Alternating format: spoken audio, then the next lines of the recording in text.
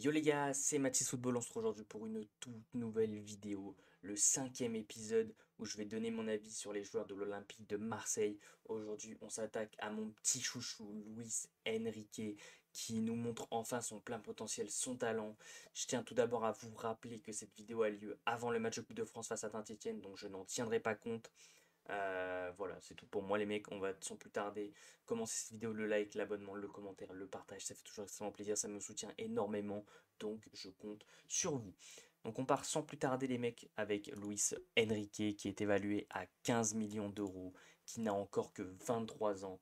C'est un ailier brésilien, cette saison elle est tout simplement incroyable, au-delà de nos espérances. 15 matchs pour 6 buts et 4 passes décisives. Il est capable de jouer côté gauche, côté droit, peut-être même milieu offensif. Il a joué plusieurs fois piston. Voilà, dès que c'est sur les ailes, il sait faire. On est sur un joueur qu'on avait recruté pour 8 millions d'euros. À l'heure actuelle, il en vaut 15. On est sur quelqu'un qui s'est pas très souvent blessé avec l'OM. Voilà, il a loupé 4 matchs à cause du corona. Et une fois, il a manqué l'entraînement apparemment. Sinon, on est sur quelqu'un voilà, qui n'a jamais montré son réel potentiel à l'OM. Donc on l'a acheté pour 8 millions d'euros. Ça nous en parlait comme un crack. Finalement, ça a été très compliqué parce qu'il est arrivé, il devait avoir 19 ans. Ça a été très compliqué de s'imposer à l'OM.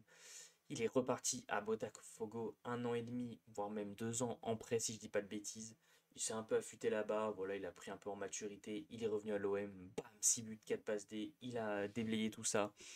Voilà, auteur de très très belles prestations, hein. Le doublé face à Brest dès la première journée, le doublé de passe décisive face à Toulouse en seulement 1 heure de jeu, le but face à Nice, passe décisive face à Lyon, buteur face à Montpellier, passeur décisif face à Nantes, buteur face à Monaco et Lens. Voilà, il enchaîne. Franchement, il enchaîne et ça fait extrêmement plaisir parce que c'est quelqu'un qui, je pense que beaucoup de Marseillais apprécient d'un point de vue même extérieur parce que voilà, je sais pas, c'est brésilien, il dégage un peu le joga bonito. Je saurais pas comment expliquer, mais il a un peu cette good vibe qui fait qu'on peut pas forcément le détester. Bien évidemment, on pouvait ne pas l'aimer au vu de ses prestations, mais cette saison, il n'y a plus d'excuses, les gars. On doit tous surkiffer Luis Enrique qui nous, pour l'instant, de toute façon, fait sa meilleure saison et même là sur une saison a fait mieux que ses 3 dernières avec l'OM. Donc franchement, merci Luis Enrique de nous montrer enfin des talents de footballeur. En plus, 15 millions d'euros, c'est-à-dire que là, on peut même déjà faire une plus-value si on le revend. C'est bien évidemment pas le cas. Mais en tout cas, je lui mettrai une bonne note.